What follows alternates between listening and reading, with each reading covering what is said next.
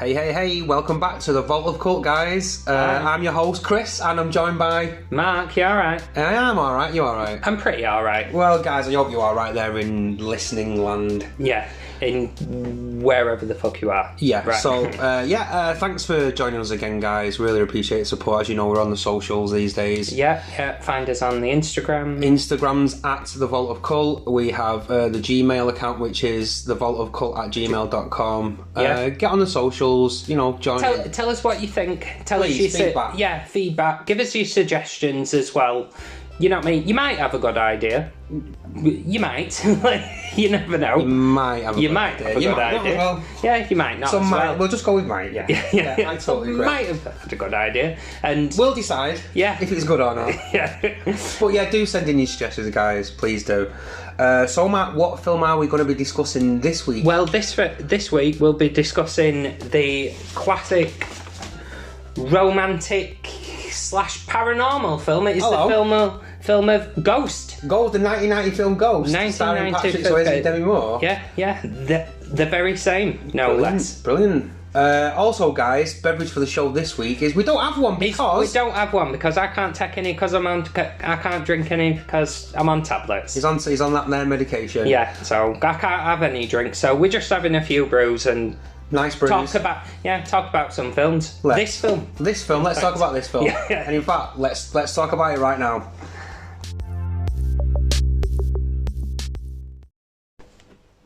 So, Mark, do you want to start with giving us some of the box office statistical, factual information? So, as I say, the film's Ghost. It came out on July the 13th, 1990. Okay. Has a runtime of 127 minutes. So, quite snappy little film. Snappy, doesn't... Ish. Snappy-ish. Snappiest. I mean, before I watched it, I thought... It's snappier to go... Yeah. It's a little bit longer than that. Yeah, but... by today's standards, pretty snappy. Yeah, true. Runtimes again, guys. Bloody hell. Exactly. It had a budget of $22 million, and worldwide it made $505.7 million. Wow. So just a bit more money than they spent on it. Highest grossing film of the year? It was the highest grossing film, and it was for the year that it was in the highest grossing film of all time in the United Kingdom. Fuck off. Yeah. Surpassing E.T. with a gross of 23.3 million pounds, that is. Sterling. To see what them stats are now. Yeah. In pounds sterling, 23.3 million. So it made its budget in England, basically. Yeah, and then the rest exactly. Is profit. Yeah. It's so 450, 460. Apparently here in Britain we really took to this film. We loved it here in Britain. I think that was at the peak of the VHS era, though. Probably, it's probably a high number of people consuming films on video at that time. Yeah. But yeah, it made 51.46 domestically in the US out of that, and the rest coming from worldwide, and obviously 22 or so. Mate, this is a massive hit. This is smash. Huge. Smash it for Paramount. Global, worldwide, big hit. Literally. It made money everywhere. It went in. It was also the highest grossing film in Indonesia, but I haven't got the figures right. Okay, I like that. But facts. I've got facts. It's a fun fact, and what's fun about it is you haven't got all the information. So it's a bit. You go find out, listener. Yeah, because we couldn't. Yeah, well, we could have. We didn't. Coulda, woulda, shoulda. Yeah. No. But yeah. So that's how much it's made. Decent. So, who were in it? Who did it? Who did the stuff? It was directed by a guy called Jerry Zucker. Now, he's a really famous guy, mainly known for comedies such as Airplane. Rat Race, which is like a comedy from about 20 years ago. I've fond memories of it. I've fond memories of Rat Race and Naked Gun as well. Naked Gun? Yeah. What's his name? The actor, him out of Airplane and Naked Gun. Oh, Leslie Nielsen? Yeah. I always forget his name, but... yeah, very much he's directed his vehicles in that way. Yeah, and I think he wanted to direct this film, and he was looking just to do something different. I was surprised. This is a totally different film 100%. From those films. It's such a left field choice. Yeah, for someone of that. comedies, from what I know and what I've read and what I've seen on documentaries, comedy is probably the most hardest thing to film or to get right. I would imagine, because so much of it is timing exactly. and getting the right take. Sometimes the best take is just the one you did first, and that makes you laugh the most. Yeah. So again, so it's difficult. I can see that. But going from directing really big or well-known comedy films, because it's very typecasted. He's very typecasted in his way. Then, Rat Race. I have fond memories of Rat Race. I don't know whether you ever saw it. I've seen it. I went to see it. I used it. Rowan Atkinson's in it. Quite a few comedic actors. It was supposed to be a bit like the Cannonball Runny type thing. Yeah, I have a real soft spot for it. By no means am I saying what a great film, but I remember laughing my ass off at it. I was quite young, but I used to love it. I used to love that. It is literally about 20 years. And who don't like Aeroplane? Who don't like Airplane? Don't call me Shirley. Yeah, don't call me Shirley. One of my best mates says that all the time. Whenever I say Shirley, you can't do that, and he'll go, don't call me Shirley, and it's always fun. Liz Nielsen, produced by a lady called Lisa Weinstein, no relation.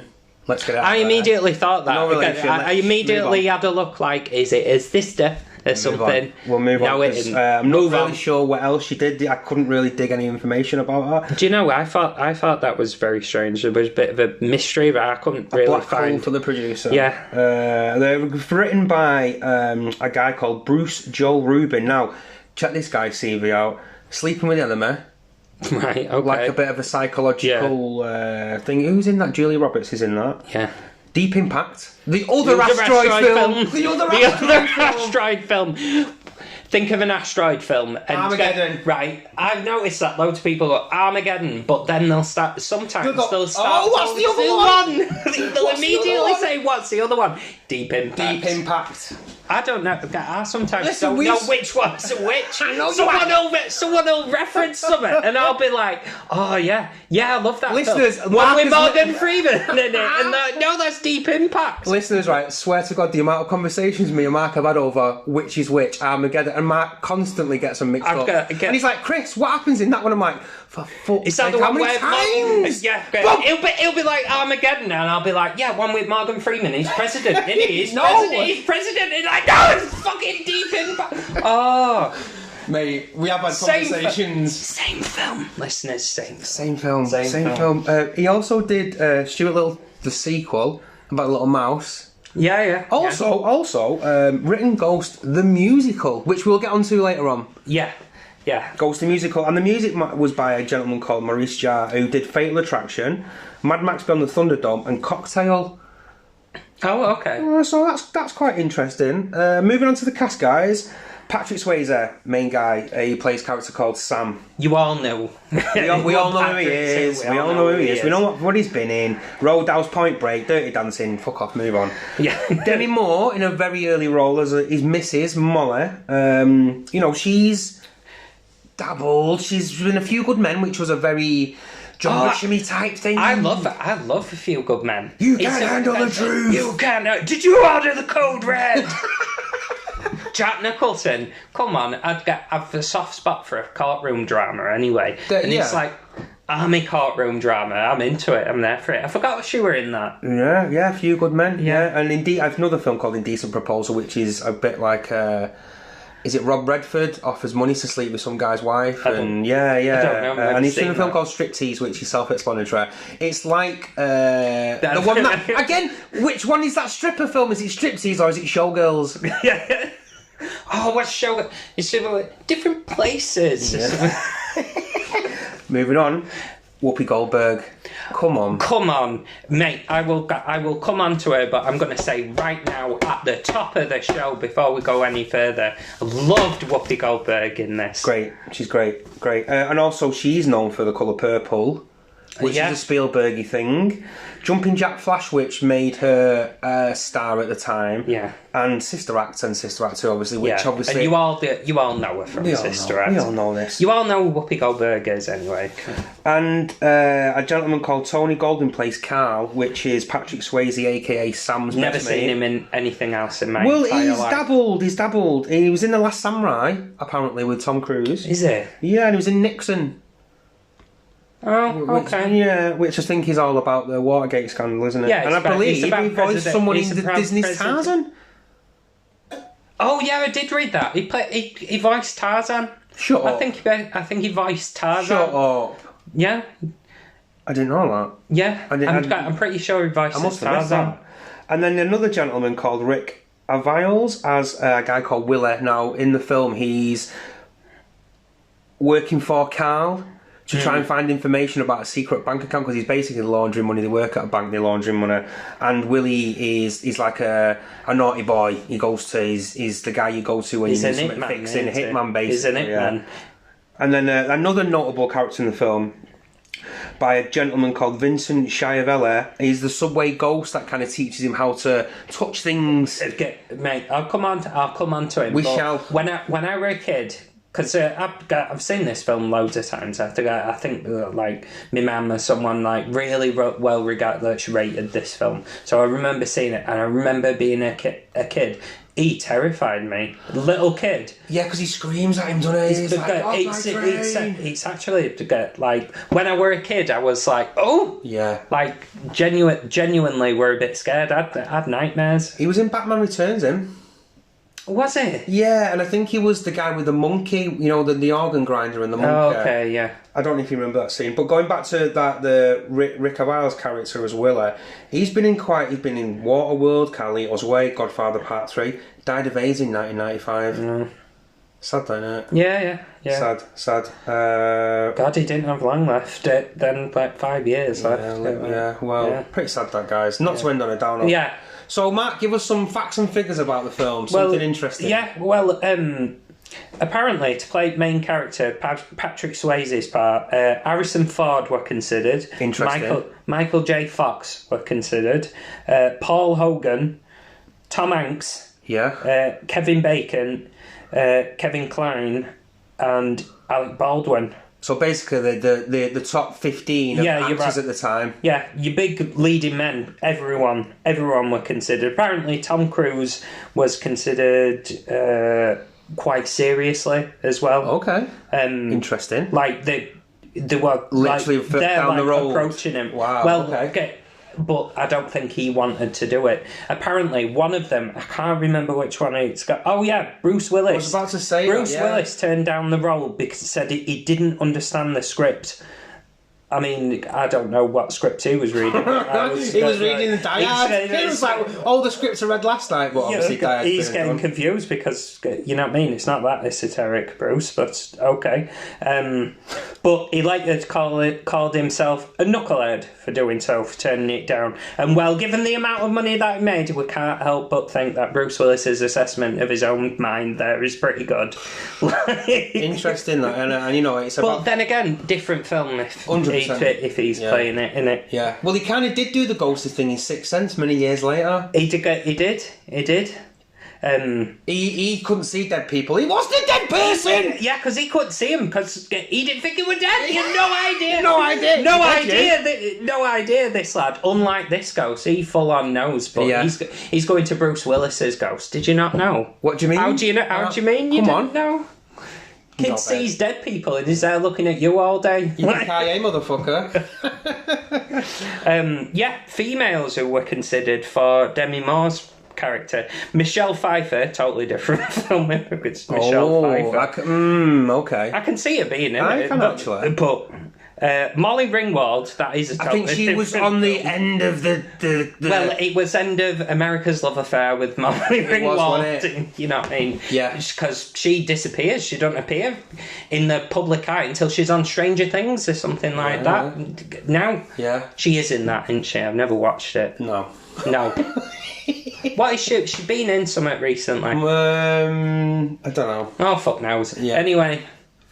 But yeah, I would imagine that was at the end of a 80s run of... Oh, yeah, but to play... Oh, Nicole Kidman were also considered. Okay. But she'll have been... I think I might get my timeline mixed up. She wouldn't have been really a big thing. No, at that point, she was... that's not... 1990 isn't far off when she was... Emerges from the Australian cinema scene. Okay.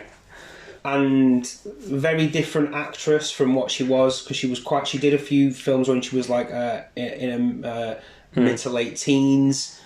A couple of... Interesting actress, Nicole Kidman, by the way. She'll be in lots of different things, but yeah, she was considered for this. Yeah, interesting. Well. Yeah, but the big ones apparently for Oda Mae Brown, which is Whoopi Goldberg's character in it. Oprah Winfrey were considered, and I'm like, just because she'd have been famous, really. I'm not. She has been in films since Oprah Winfrey. Yeah, exactly. So I mean, she could have done it, but different film altogether. And what is massive difference? I thought Tina Turner was. Oh well, it'd been Tina Turner have been looking at Cher and thinking, "Oh, you've done all right by getting." Well, she was in getting Mad Max. Max. She was in Mad Max. Yeah. In the Thunderdome. She was in the third Mad Max. Yeah, and she's inoffensive. But she was more known for the outfit than the acting. Yeah, exactly. So, whereas I think like some singers can come into it and do really, really well at it. Lady Gaga has recently here we go. Now we're talking. Lady Gaga has recently come out and knocked it out of the park in what's it called? Star is Born. But you know, Cher, she can pull out a fairly decent. Listen, just let me just touch upon this singer. Cher. Yeah. Well, mermaids and whatever. Mermaid, I love mermaids. Shoop.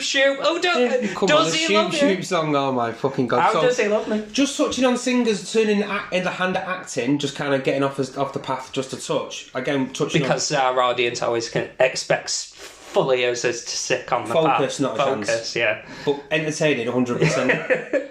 So, me and Mark have had plenty of discussions about this, and I think the Star is Born isn't a good film. But it's not a good film, and but Lady Gaga is fucking really good in it. Brilliant. Do you know what it reminds me of? It reminds me of Eminem, and I might get vilified a little bit out there in Podland to say this, but Eminem in 8 Mile's fucking really good in 8 Mile. I've never heard out to the contrary. Have you seen it? I have seen it once, but it's not. It's not my thing. It won't shock you to know, listeners. It's not. But he is good in it. But Lady Gaga, mate. Well, we've said it many times. Haven't we? Said she's very good in that film. Yeah, and again, that film. It's like I'm not. That film, by the way, has been remade about 15 times. Yeah. That of A Star Is Born is about the fucking 900th remake of that film. But yeah, she's really good in it. So I'm really very curious to see in this new House of Gucci. That's yes. I'm yet to watch. I'm sure we will watch it. Maybe we'll talk about it on a Vault Viewings. I think so. Yeah. So join us for more Vault Viewings, guys. Shameless plug. But yeah, so the considered Tina Turner, but. I tell you what, Edgar, I've not so much hinted at it, I've just overtly said, I'm really glad that they cast Whoopi Goldberg, that they gave that chance. So, should we start by talking about her role in the film and her character? Because I think we've both got a lot of interesting positive things to say. Yeah, she plays a medium, a psychic medium. A phoner. Yeah. Because basically the plot of the film is that she's like, I'm getting the name Phil. Phil, who knows a Phil? Phil. She is definitely one of them who's like, don't shoot the messenger. In a crowded room in the middle of, I don't know, somewhere in the north of England, these sort of people who go, I'm getting someone. Has anyone lost someone called Alan? And it's like she's like nearly half of a fake spiritual medium. But yeah, we haven't given the listeners the plot of the film yet that we're talking about. Should we give a quick synopsis? Right, so ladies and gents, boys and girls, the plot centres on a gentleman called Sam Wheat, a murdered banker whose ghost sets out to save his girlfriend Molly from the person who killed him through the help of the psychic Oda Mae Brown. Yes, exactly. In a nutshell. That is... what the film's about. And so he goes. So quickly then back into Whoopi Goldberg. Old May Brown. Yeah. So he goes to her. He sort of like he sees her psychic medium shop and goes in and he realises that she's taking a reading and bullshit and she's fake clairvoyant. And you know the fucking production values in her fucking thing with the sisters, and they pull away a bookshelf and she emerges and I'm like, dramatic. Yeah. I at that point was already like, I'm all in for this character. I'm all in for this character. She brings a lot of personality to the role. She brings so much personality. But I've put in this film, she's funny, she's clever, she's quick, she's quite poignant as well. Just all out, I have to say, Whoopi Goldberg, stunning performance. I loved it. Just stunning. Just the whole thing. It's so friggin' memorable, is her performance, where it's like, I want you to repeat exactly what I have to say. And it's... I want you to repeat exactly what I have to say. Oh, I'll use my own words. And then, you're in danger, girl. You know what I mean? The most memeable thing about it. Yeah. So, again, her character in the film, she's a fake spiritualist medium and she's like pretending she's contacted people's dead loved ones. But then all of a sudden, Sam, like you say, Sam finds her shop where she's set up shop. And all of a sudden she can hear him. Yeah. Like, oh, whoa, who's saying that? She's properly surprised. Yeah, she's like, oh, who's saying that? Like, shits herself. Yeah. Like, I'm actually hearing voices. And he tries to convince her to say, I need your fucking help here. You're the only one that can hear me. Like, I don't know what's going on. I'm fucking brown bread. I need your help. And she's like, oh, like, what's going on? And he's like, trying to... And he literally... He haunts her, essentially, until she's his conduit to get in contact with Molly, and that's the thing. This film, his relationship, the marketing for this film, it was all about the relationship between Sam Weed, Patrick Swayze character, and Molly, which is what's her face, Demi Moore's character. But I tell you what, the central relationship of this film is.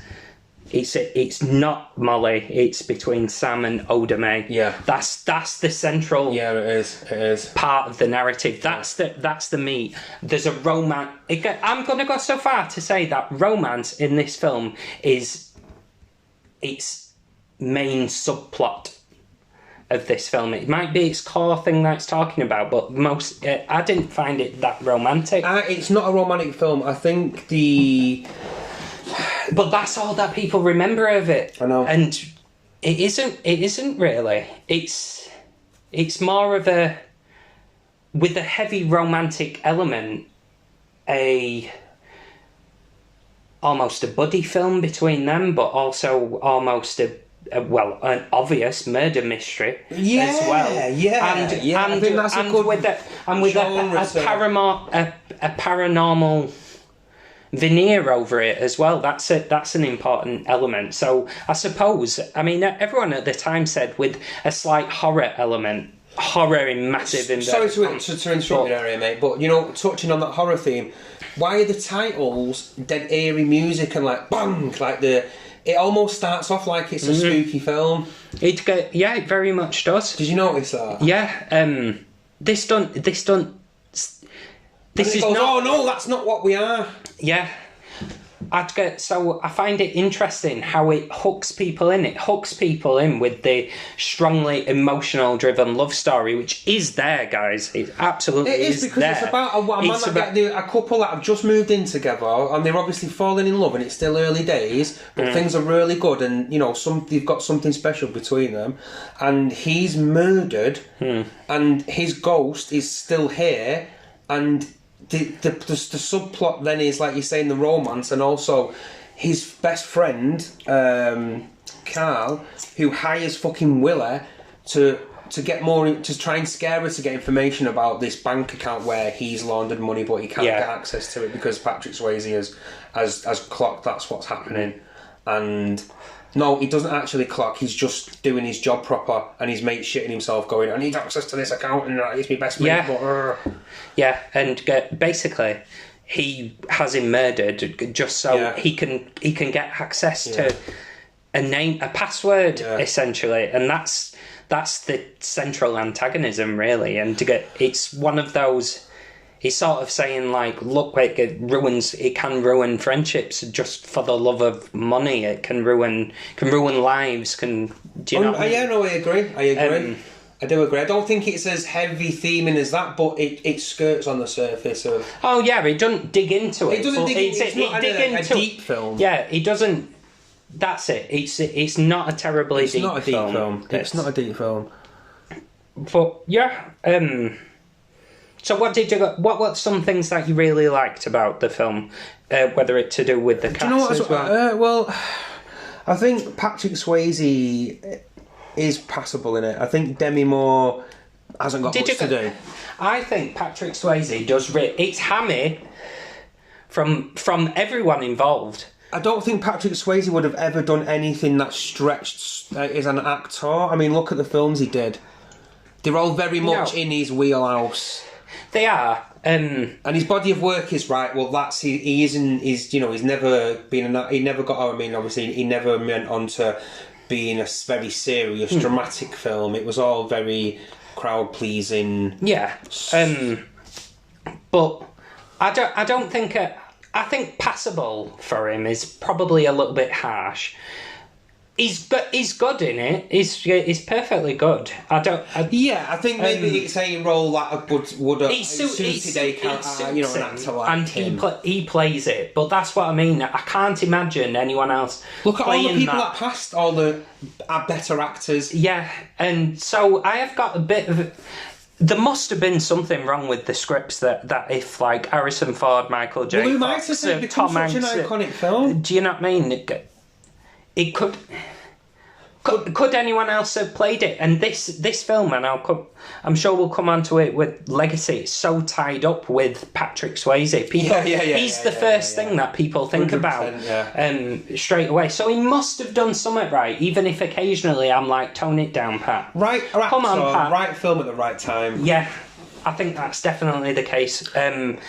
But Molly, Demi Moore, she's not got much to work with. It's not as stretched. She's just saying. It's not about her, though, is it? It's not about her. She's crying for 3/4 of the film. And I totally understand. I buy it. I buy her emotion. You do. Yeah, and she's all of her sobbing. She's just lost the fellow. I tell you what it is. What I think Demi Moore brings to it is an actual human emotion to grief, because she's not like in some films, like it's just like the most dramatic thing, and it is really dramatic, but she is sort of slowly trying to get on with her life. She's trying to do normal things, but she can't, for the simple fact it keeps getting brought back to her when Sam, the ghost, is getting Oda to try and interact, communicate with her. He's like, she is his conduit, like I said, to contact. I think Demi Moore is really good in it, but she hasn't got a lot to work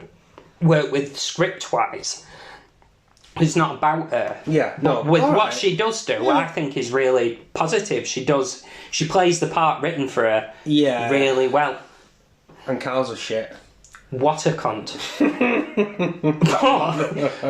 I mean, we're supposed to think like that. Oh, I have to say one thing about it. Right at the beginning, where they crash through they smash. They're renovating their apartment. Yeah, they're renovating this apartment that they're going to move into, like a very 80s apartment. You know what I mean? Yeah. Split level. Split level. Look at that mezzanine floor over here. Very 80s, middle of New York. Yeah, very chic. Got mezzanine floor. She's an artist, and he's a banker. Yeah. Very, very 80s. Very 80s. Anyway, well, they're renovating this place, and they knock through a wall and get Sam and Patrick Swayze. Yeah. Sam and Carl are just shirtless, and it's like, oh, here it is for the ladies, It's not for the, because Demi Moore's dressed like a normal human would be when they're crashing through walls. I won't be shirtless. Just like a boy. Yeah, But these two, shirtless, and I have to say, out of the two, Carl is much the better looking out of the two. He is much the better looking. Well, I was there. Swayze. I'm sorry, people can tell in my voice when I go really puffy. Like, I'm always going to talk about men's. He's going to talk about sexy men. He's talking about men and he's smiling. Yeah, it's much the better looking out of the two. He's buff. He's Patrick Swayze's just like a normal dude. Just like a normal dude, but compared to him, the eye is immediately drawn to him, and I've got, well, mine was. And I just thought Patrick Swayze looks like a bit of a lump there next to him. He definitely is a better looking out of the But anyway, the actual character, you stop fancying him immediately because this bloke is a stone cold wanker. 100%. Shit, mate. Yeah. Shit fucking well, obviously he has him killed for one thing, just so he can get hold of. Why don't he just fucking say to his mate, right? Why don't I mean, I know why there wouldn't have been a film, because he wants to rob £3 million. I know, but I'm in deep with these. Well, he kills it. He was meant to scare him, but he killed him. Yeah, exactly. Because they have that conversation, don't they? You know, he has that Carl and Willie have that conversation. But still, why you prat arsehole? So you stop fancying him pretty quickly, but it's definitely there at the beginning. They all like a bad boy. Yeah. Maybe you can change him. You can't. He killed his mate. I can't change that. That's too far. Can't change that. Can't change that. No. Bad thing. Yeah, I can't go. Murder's my limit. Murder's my limit. Absolutely not. You were just supposed to scare him. I going on to another thing I thought was interesting. I think it has a unique take on the death scene, because if you notice, when it shows people dying in this film, it's almost like they don't immediately. They don't. Because when he dying is probably one of best things about. I thought it was a really clever little idea, because literally you see. He gets in a scuffle with Willa. Sam gets in a scuffle with Willa. Yeah. And then the next thing, then it cuts to Willa running. You hear the bang, and then you see Sam chasing after Willie down the fucking street. And he's like, and then he lets him go and turns around, and it's like Molly's holding him, and you see that this light shine down on him, and he's like, and the audience is like, he can see, he realises. Really good. And I've not seen that before or since in a film depicting somebody dying and the afterlife immediately after. I was like, that's clever, that. Because really when Willie dies, he does the same. Yeah, he gets crushed by that car, and he just feels like he's been chucked over the bonnet, and he gets up and then he sees Patrick Swayze, and he's like, oh shit, I'm fucking dead. The only one that I didn't think was was Carl. Well, I wrote just in that part of the sequence, I was like a bit anticlimactic that. But he just struggles, and then he falls on the broken glass window. And then the glass falls on him, and he's like, pfft, and he gets up and does the same thing, like he couldn't have noticed. But it's less well done, because you think, how could you not? It's not as good as the Willie scene. Because you think, how could you not have noticed? Yeah, you know what I mean? Because it's like, you can sort of believe that Sam was shot and his soul's left his body, and he hasn't realised. And you can sort of see why Willie wouldn't have realised, because he got hit and his soul got jolted out of his body. Right? I can't see how he could be surprised. Because he just sits up, doesn't he? And then he just sits up. And then he sees Sam, and then turns around and then well, shadows, I'll come on to them. Right, I think that those shadows. But yeah, I do like that. Sorry, mate. Just to end on that little point, like I really thought that was clever. Especially they executed it. They did it 3 times in the film, and they do it 2.5 times pretty hard. Well, they executed it twice really well. Yeah, and then. But no, I thought that was really clever, and I really like that. But I thought it's a nice. I thought Sam's was because that's the most important. One of the most important scenes in this film. It's a pivotal moment. Yeah. The moment that our ghost becomes a ghost. Yeah, You know what I mean, right? And that's really good. And I have to say, Patrick Swayze, get the facial expression that he pulls. I bought it. I was like, because he's horrified when he sees his own actual body there bleeding out with, quite frankly, a comical amount of blood. Like, fucking hell. Like, oh, you're dead. And then he looks up, sees the light shining coming down. But he doesn't go. Yeah, he just like, he's confused. And do you know why? Because he felt he had unfinished business. It's fucking Casper with sex appeal, is this? Yeah, it's a 15 Casper, isn't it? Yeah. Using like real people. But yeah, really well done. It's interesting, yeah. And again, obviously, we've mentioned Whoopi Goldberg. She, Mate, this film I feel like would be an absolute slog without Whoopi Goldberg's character, because she brings not only, she's not just the comic relief, she carries the entire, every laugh you have, and there are a few actual laughy moments. It's not all doom and gloom. So talking about that, he actually won the Oscar for Best Screenplay. Oh yeah, yes, I did get the. And I think Oscar he won that stuff because of Whoopi Goldberg's character and that relationship between her and Sam, and that was the Well, like I say, it's the core of the film. It is the core, that's the right word. Absolute core of the film. Core, it was nominated for Best Picture. It didn't win, but it was it didn't win. I can't remember what did win now, though. But yeah, Best Supporting Actress, and Whoopi Goldberg won it.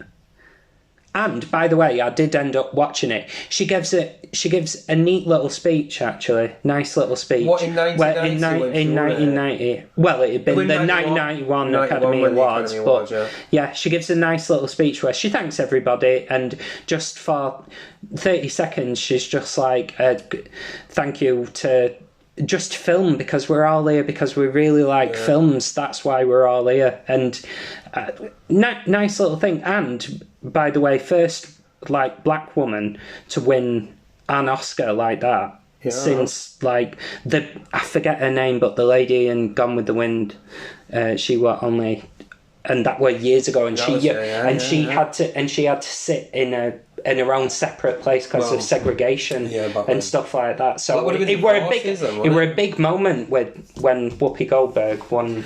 But you know what? What I did question about that. Why supporting actress? Why did Demi Moore win? Well, this is the thing, because I think Oda Mae Brown is more integral to the 100%. Plot than Demi Moore.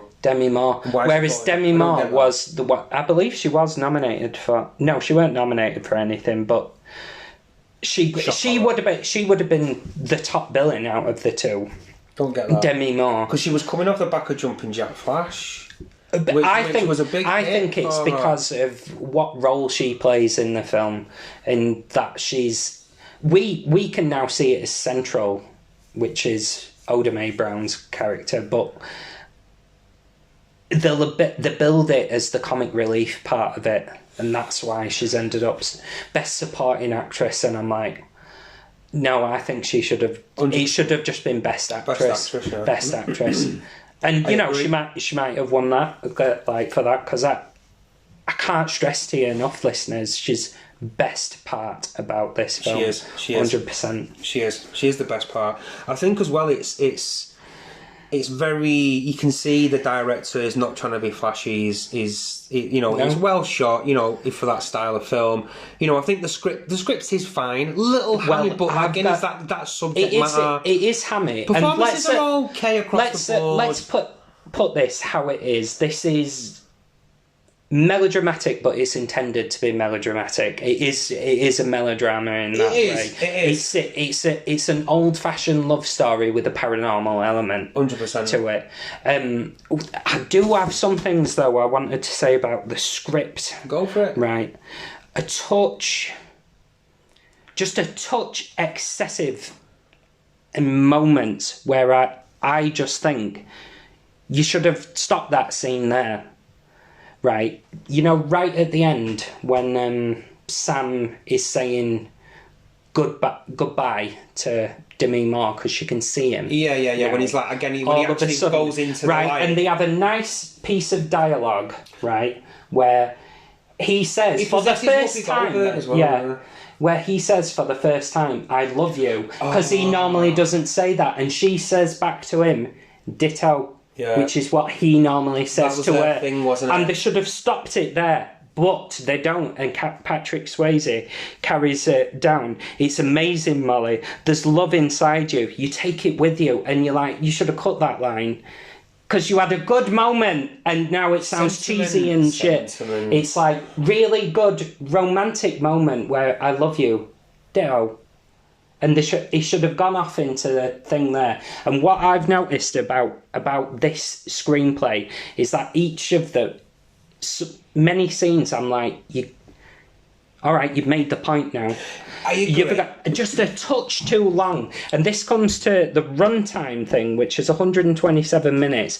I think this film, realistically, could have been like 100 minutes, 90 minutes, something like that. Do you know what if they'd have just been a little bit tighter with the script in so many places.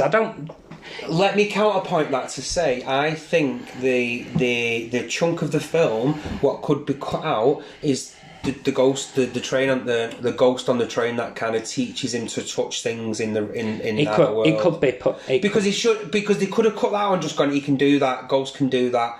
Anyway, if they really wanted to, they could have realised it. They could have done it with. They could have just had one scene with him establishing that you could do that by his emotion, because that's technically what the ghost teaches him. But I'm angry and I wrote me misses, and all I can do is, and you're that pent up, and apparently in the ghost realm you could learn that yourself. Literally, like, you know, at the moment when fucking Scuzzy Carl is putting the moves on his missus there, sleazy. But again, you're supposed to think... She lets him in and goes, "Can I come in?" He walks in the door. Can I come in? Well, you're in now. You're in now. Come on. You're in now. Which is why, you know, that there are definitely Americans, because any British person would immediately say, "Well, it's too late, isn't it?" Because you're in. But anyway, he could have learnt that at that point, because he could have been so angry that he's trying on with his missus, and I could touch something, and they could have been like, "What's that?" And bearing in mind, they just spoke about Oda May coming round saying he's still alive. He's not still alive. He's with us. Yeah, he's with us, and he needs to talk. And something could have broken the thing strangely. Exactly. And I agree. It could have been. You could have. I think that's where you didn't need it, because you do need. But I don't like saying that, because I do like his character. You know, the train. Yeah, frightened the life out of me when I were a kid. Yeah. But watching it now, I'm like, oh, that's actually quite good. But you're right, it's not actually needed in the film. You could have conveyed that message in a totally easier, more simplified way for me. Yeah. Even though I think that there are good scenes between that ghost and the and Patrick Swayze, there are good scenes. Like, I really liked it when he pushes his head out of the train, and the other one comes, and he goes through it, obviously, because he's a fucking ghost. Like, I noticed the gaff. Do you know when he initially meets him, and he keeps pushing him down the train carts? Did you notice the last one? He hits his head. Yeah. He hit his head. Yes, I immediately you've ruined it. Slices and his head goes dink, dink. I noticed. He moved his head. Yeah. He hit his head like against the door, and I was like, "Oh, it's not a ghost." Just hit his head. It's not a ghost. But I do think if he was trimming anything out, mate, I think if that was me, I would have gone, we can cut that out and we can convey it in a totally different way, in a more of a visual way, like that. It's a 3-4 second thing on screen to establish. He's learned how to touch things, and you've got minutes of film there left to play with that you've gotten rid of. I'm not saying the script was bad, because I can't think of any plot threads at all that they've left dangling. No, it's very which is my big bugbear. It moves along. It doesn't sag. And Whoopi Goldberg, once she's in it, she carries it, and we're following him and. Well, because realistically, the downtimes of the film where we're just nothing big. It's not a big moment. With him and her, really, it just moves and moves chugs and along. moves. And I don't think it makes it worse, but to make it better, just a little bit tighter, and I feel like a touch tighter, just a small bit of restraint on behalf of the writer. And again, I do think you could cut that whole teaching him how to touch things. No, I agree. Very much so. But again, talking about the actual film, it's 1990 and the CG is adequate. They don't. And by ILM, the special effects, Industrial Light and Magic. Yeah. And again, with the scene, the other side / heaven, open up with the lights and him on the train and his head going it's cliche. It's cliche, but bearing in mind the story isn't about the afterlife. It's about how people forget that nowadays. Where we're solving his own murder. Yeah, to solve his own murder. Solving his own murder while wants to tell his missus he still loves her. Yeah. And that's the thing, they don't dwell on the things that aren't necessary in the thing. Like, it's like, the way that the heavenly light looks is a bit cliche. Yeah, it is. He wanted it to be cliche. There isn't many special effects in it. No. And I have to say that the demons, the shades... Here we go, yeah. That noise. Good noise, by the way. I like the noise. Yeah, like, oh, fuck. Right, so basically it's quite clear it's heaven and hell. Yeah, right? Obviously. And they're bad and the bad one, well, to be fair, both of them, I think it's a really good, well-executed scene. Do the demon shadow things hold up nowadays? No way. They look like cardboard cutout. They do. They just look like blobs. It's like doesn't hold up. But really good idea with a bit of modern. That's one thing. But it's Industrial Light and Magic in George Lucas's thing. He hadn't sat been like, well, just make them slightly better. Just polish this fucking turd. Do you want to come and see this previs? Oh, we'll just use that. Yeah, exactly. Just use the previs. Because they do look rough. They're not very defined. They look like little cardboard shadow puppets. Yeah, they do. And then they drag them away. They're not great, but really good idea the way that the shadows recede into this thing. The shapes. Yeah. These demon shapes. That's clever. That is clever. I just wish they looked better. But it was 1990. Yeah. And it's just, do we need to spend a lot of money on that? Just do it and we'll move on. Because they did. You're only in two scenes. They're only in two scenes. 2 hours, so fuck them off. But yeah, in regards to the scripts, it's pretty okay, and all the dialogue's really good. I like at the end as well that it spends a moment for him, because they can both now see him saying goodbye to Oda Mae, and I think that's slightly more important in this film than it is saying goodbye to her. She's important, like because without her, nothing. There's no story there. Without her, mates. Yeah. He's made a friend from beyond the grave. Yeah. Like, I know that's silly and cliche, but they've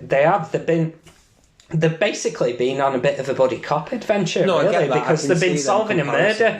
That's it. Been solving a murder. They've gone on a buddy cop adventure, a ghost and a medium and a psychic. You know what I mean? Right. I'm surprised they never made a 90s sitcom about the thing. You know what I mean? Paranormal thing. This time. Well, yeah, I know, but in the world of reboot, this is just gagging for one. But I don't think they would for any because it's Patrick Swayze and he's dead. Yeah, he's deaded. He's deaded, and his ghost can't play his ghost. No. You know what I mean? Well, they could actually do it for real this time. Yeah. Do you know what, right? There's a big point about this film that I'd like to discuss, and it's the Potter's Wheel / Unchained Melody. Right. I've avoided it. That's far. So I think we need to get the elephant out of the room.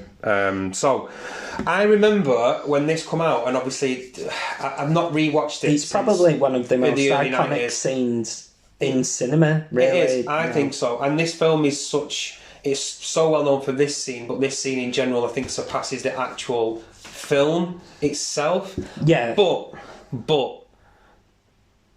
the impact it had, it made everybody listen to Unchained Melody again, basically, at that time. Yeah. And then it's been a hit a few times since then. It's been parodied fuck knows how many times. Very iconic scene, but let me just say before we discuss it even more, it's an extremely short scene, and is it as romantic and such a special moment as it's been made out to be. It ain't. I thought it was. I found it vaguely amusing. For one thing, right, I love this scene. The scene lasts about 90 seconds. Right, they're there caressing in a very weird way. He fucks it up, don't he? He fucks up. Yeah, he fucks up the thing. Again, I would be fuming like them, but anyway, they're there caressing the piece of wax. And it's covered, they're absolutely leathered in it, all the way up their arms, because they're basically doing erotic play in the fucking clay. Next scene where they're properly making out, it's not good. Takes ages to get off. Clean as a whistle. They're just like, oh yeah, because you won't want to get that in a fucking flu, would you? We've quickly killed the mood to go and clean this off. But watching it again, it was like... Wow, I can't believe how iconic this scene is when it's nothing special. No, it's nothing special to us now with the benefit of hindsight and we know what its impact was. Yeah. Right, to people, because if you think about a romantic scene, it's not a romantic scene, it's foreplay, isn't it? It's vaguely erotic, not romantic scene. People might well be much more used to a sort of really cheesy, oh, I love you so much kind of thing. Whereas there's that song playing and it's sort of, they're doing a very erotic thing. Intimate, in a different way. And he's holding a really like close, she's really close. I know we sound really awkward because I found the scene extremely awkward and a bit funny, but I can't help but thinking, no, I can see why if you're just seeing it for the first time, you're like, oh, that's relatively beautiful and you don't help that neither of them are fucking bad looking people. Yeah, okay. You know what I mean? It's very heightened emotion, and you can see that with the Unchained melody. They're playing and what that's about and what he's doing to her. It all fits together. So I found it awkward and cringy, but I was like, and that's supposed to be this big iconic scene. I was like, wow. No, okay. it's very well executed in the film that it's in, doing what it's doing, but it's got too much baggage for us to think anything other than anything weird or special about it. So I go, actually, I understand why it's tested. It was parodied and it stood the test of time, and it was a big thing. And I think. But watching now, I'm like, oh no. No, I know, but I think we're too jaded by 30 odd years of interesting point. Yeah. Memeing out of it and making it a thing. We're too jaded by that to think what people in 1990. I mean, 1990 is a long time ago, realistically, and it's a sensual scene for a 15. It's 15, and so for its time period, what it's doing, I don't think it's bad. But it made me cringe and flinch from it. But a lot of time's passed. That's an interesting point. And a lot of stuff has happened. All right, fair enough. Judge it by the standards of the day, and it's quite. What do you think about it, guys? Give us some feedback. Yeah, do you like that? One of my favourite parodies of it is in this TV show Community, where they take a pottery class for the day, and he's got a picture of that scene on his wall, and he's like, and if any one of you ever reenact this in my pottery class, you are expelled. He knows. He knows. And to get someone later on in the scene starts humming the "Oh my," and did you notice and he's like, "Who is that? Stop. Get out!" Expelled. Out. Did you notice that they kind of replay it for like 30 seconds before he goes to heaven? Yeah. And I thought, that's a bit cringe, isn't it? Out of nowhere. Well, yeah, I know. To touch back on it, and I'm like, oh, cringe. That's exactly what I mean. I think the script, the music, and everything is really. There's the line, and it's just hovering over it like it's just about to fall over the line. It's on the diving board. Shit. Yeah, I tell you what, it's where you've gone to go over the diving board, and you're like, fuck me, that's a bit high, and you've dragged yourself back. Yeah, you're like, whoa, what we're doing. And that's what I think about this film, it just goes over the line but drags itself back. Shit, too far, and it's like that moment. A few more extra lines than you need. No, come back. Yeah, that's what I think of that. So, the themes of the thing, I think it tries to portray how important relationships are. Not only that, but, to communicate in those relationships and make it count while you can is a big theme. Yeah. Because it kind of sets up at the beginning, he's almost expecting something to go wrong, things are that good. Yeah. It kind of sets up that relationship, and it also kind of says, like, even though you've lost someone, they can still be with you. Yeah. People are always... Yeah, it's not deep, and it's a film about your ghost boyfriend still there protecting you, so it's a bit weird, I suppose, but... Sweet.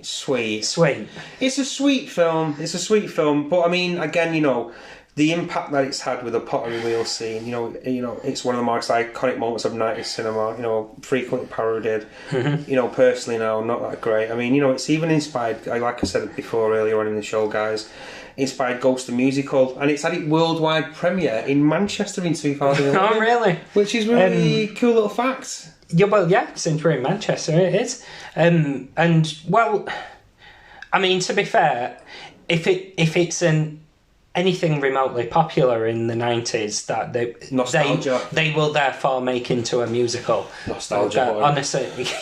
Honestly, the people who run that place, they just basically wait for a big film hit and they're like, make a musical out of it. How can we make a musical out of it? And, fair enough, but I've no wish at all to watch the musical of this. I don't. I like a musical. I'm not anti-musical, but I'm just like, what? I am a little bit. What? Yeah, I know, but you're wrong, basically. But I'm like, what would having people burst out into song do other than diminish the point of this film? I mean, they can sing Unchained Melody a few times. I mean, they can a few times, and the film that is the music in a cool. But yeah. So basically.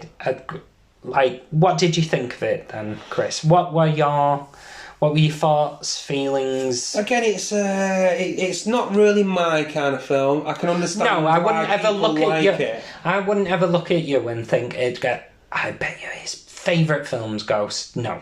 I mean, but I watched it. I mean, again, I hadn't seen it since the early 90s. When probably watched that video when it was rented, and I was watching it with whoever was watching it at the time, members of my family and whatnot. I do remember seeing it. And then I watched it and I thought, I did really like you say, Whoopi Goldberg's really good in it, and obviously I quite liked the dying scene, quite interesting.